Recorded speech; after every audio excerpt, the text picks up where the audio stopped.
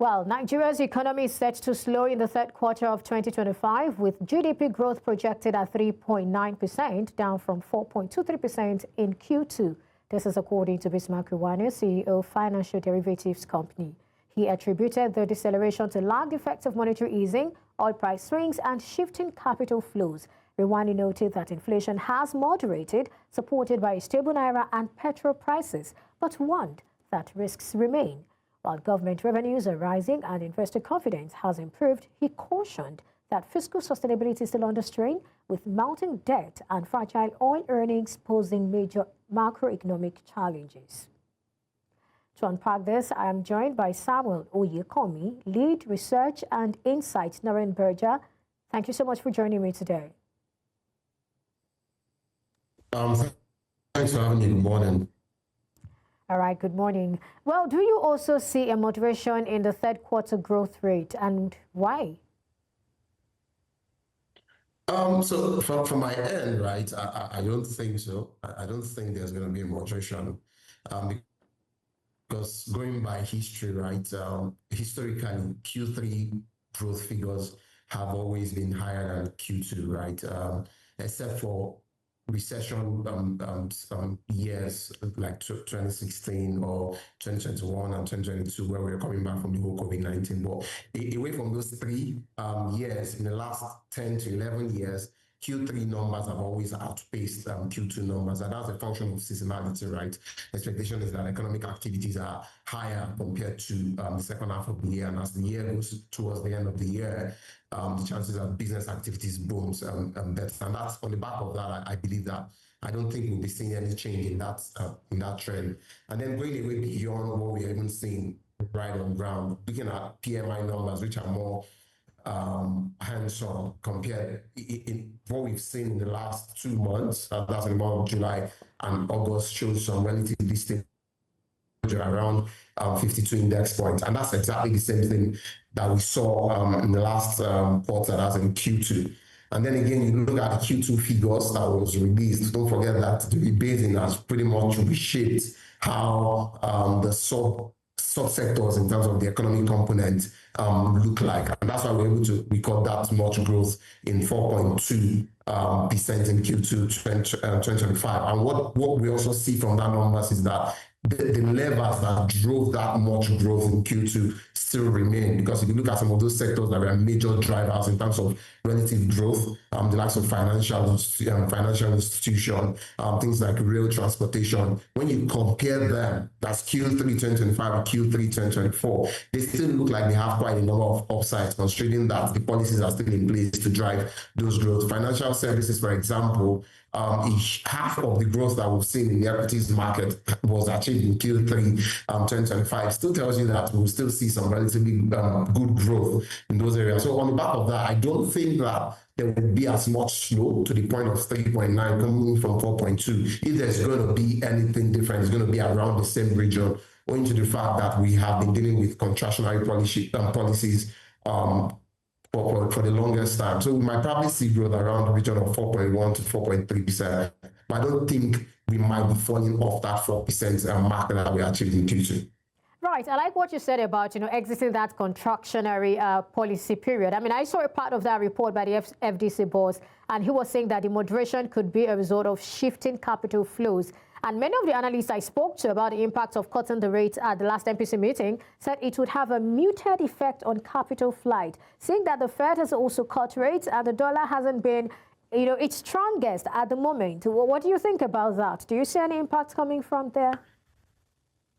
Yeah, I agree with that, right? Because what we've seen is that quite a number of global monetary policies, right, their CBA, the central banks have also cut rates. Nigeria is just having its first since November last year, right? And on the back of that, we don't think that we'll see quite significant. Of course, it's just 50 basis points, right? Quite moderate, a cautious approach, in my own opinion, right? Considering that inflation has moderated in the last 5 months and looks like it's going to continue up until the tail end of the year, where we might see some uptick. So I believe that it won't be as significant. And I also alluded to the fact that the US dollar has not relatively been in its strongest in recent time. And I think the fact that we're able to even fall off that 1,005, giving us the bandwidth that the Naira is capable of even falling, strengthening now below the 1,500 mark that we have remained in recent history,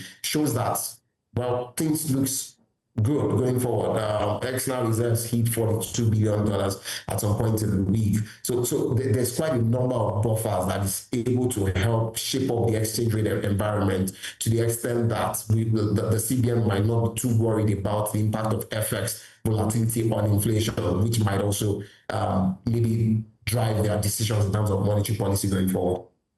But what about oil prices? What impact can that have, seeing the volatility in that area?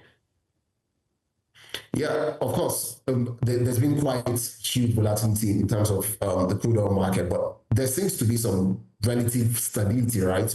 We've been hovering around $65 to $68 per barrel. And what we've also seen, right, if you look at the components in terms of the economy, the oil sector's contribution to the economy, despite the fact that it's growing, is shrinking compared to the non-oil side of the economy. And that's exactly what we want to be able to see, to the extent that we are not to open up to whatever is happening in the crude oil market internationally. So on the back of that, right, I think even if there's going to be some form of impact, it's going to be quite light, considering the fact that even other factors that have been contributing to oil price volatility have also been relatively calm in recent times. So we might not be seeing any form of sinusoidal movement really in terms of crude oil prices. It's stable, yes, it is pretty much significantly lower than the budget estimate.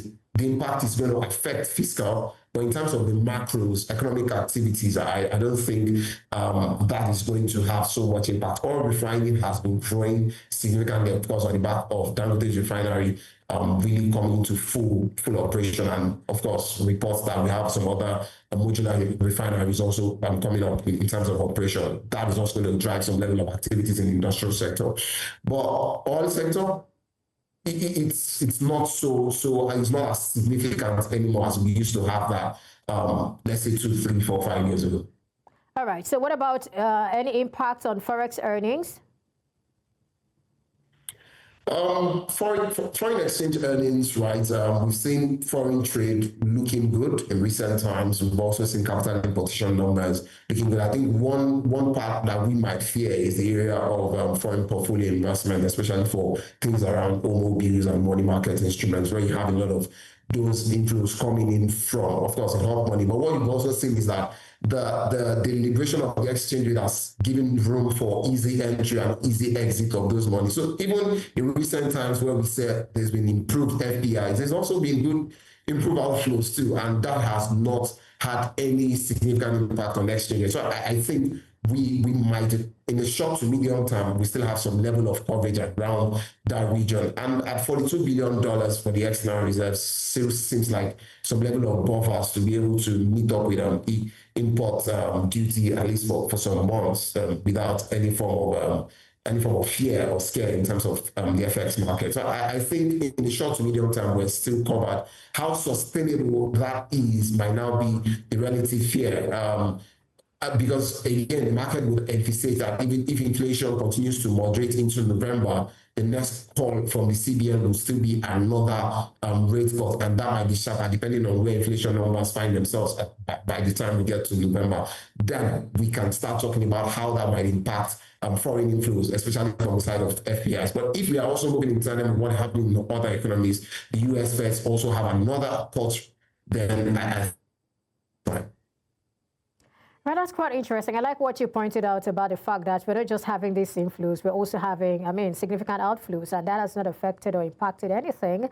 And then you're looking at, if we have another cut, what impact is it going to have? I guess we'll come to that later. But then we can all say the macros are improving, but there are critical sectors of the economy which, I feel should not be left out. Manufacturing, for example.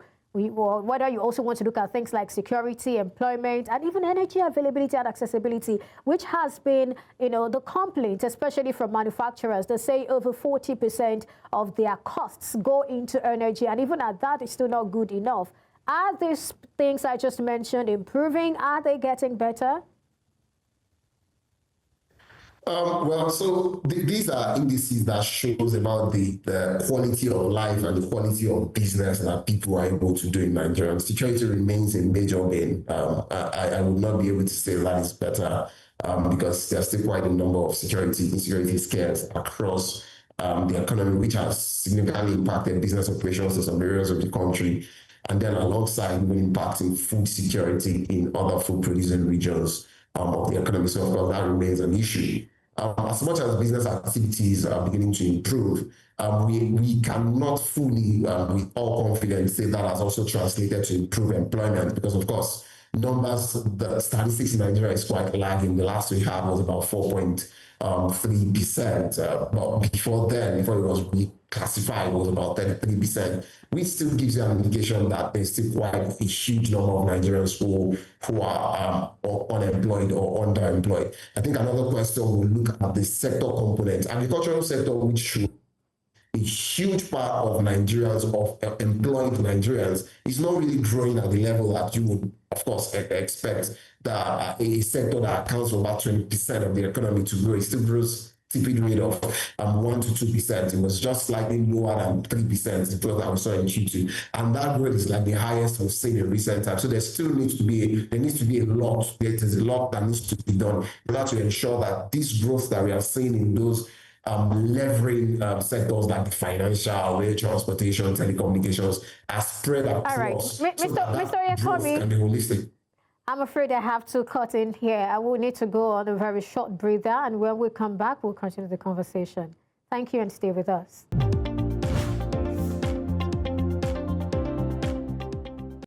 Thank you for staying with us. I still have with me Samuel Oyekanmi, and together we are reviewing the reports that came in from FDC saying that Q3 GDP is expected to fall to 3.9%. And then he says he does not agree with that. And of course, we've been talking about other things around the Nigerian economy. Thank you once again for staying with me, Mr. Oyekanmi.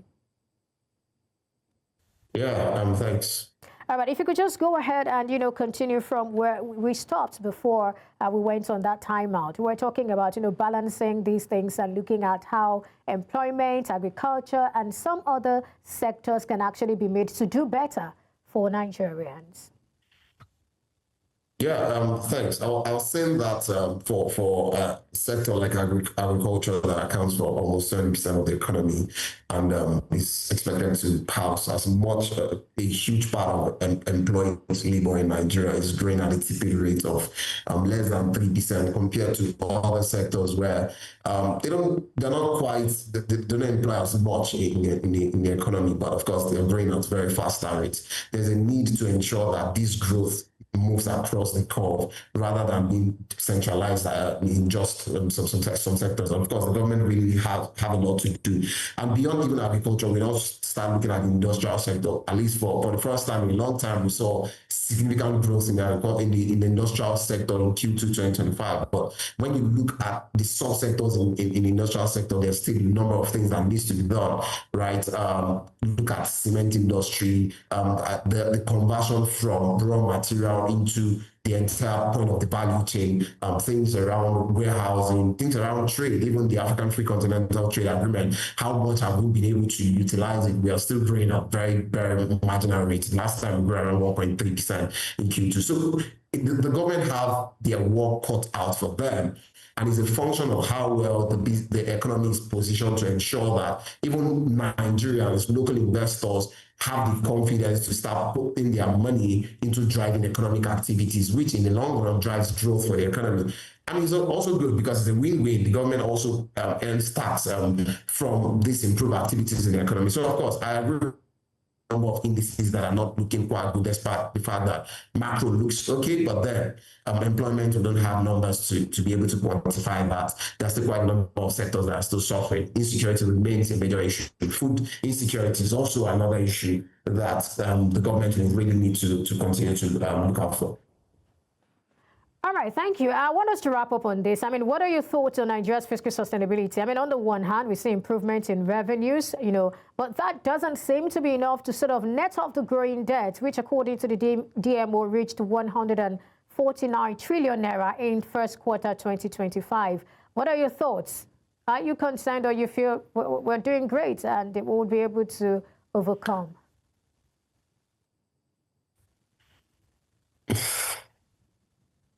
Of course, you would not look at Nigeria's fiscal numbers and say that we're doing great. I don't think anyone would be able, especially if you're not in government, you won't be able to say that with all honesty. We've been dealing with fiscal deficit, growing fiscal deficit, I think the last 11 going to the 12th year now, and that does not look like it's going to change. That's why the fact that we've seen improved revenue generation. But whenever I look at our budget numbers, I still get scared, because you still see a huge part of that, going to about 60 to 70% of that provision going into recurring expenditure and debt servicing. Whereas we continually say that we are dealing with an infrastructural deficit up until $100 billion, that runs to $200 billion annually. But of course, if you convert that into naira, you're talking about a huge amount of trillions, which we are not really trying to bridge. And the question is, the revenues that we generate is still not sufficient to be able to achieve that, which means government will continue to borrow. And the fact that we continue to borrow despite increased revenue is a question as to how sustainable our fiscal environment is. What we are currently doing, of course, looks good, and it's a step in the right direction in ensuring that the government is able to raise as much revenue to be able to meet its needs and ensure that we reduce our borrowing. But the question is there the political will to ensure that these funds that we eventually raise through taxes, levies, and other forms of revenue generating portfolios, is there the will to ensure that they are actually directed into productive areas of the economy that drives growth? Are we sure that these funds are actually going into areas where we would expect them to be, so that we reduce our borrowing in the medium to long term? Those are questions that will be in the mouth of many Nigerians. And of course, with the rebasing of the GDP, we've seen nominal GDP looking like it's going to cross about 400 trillion by the end of this year. So I think one of the things that analysts and investors also want to look at is what is now our tax to GDP ratio, so that we'll be able to ascertain if tax growth is in tandem with economic growth. If not, then we'll start questioning collecting our revenue generating ability.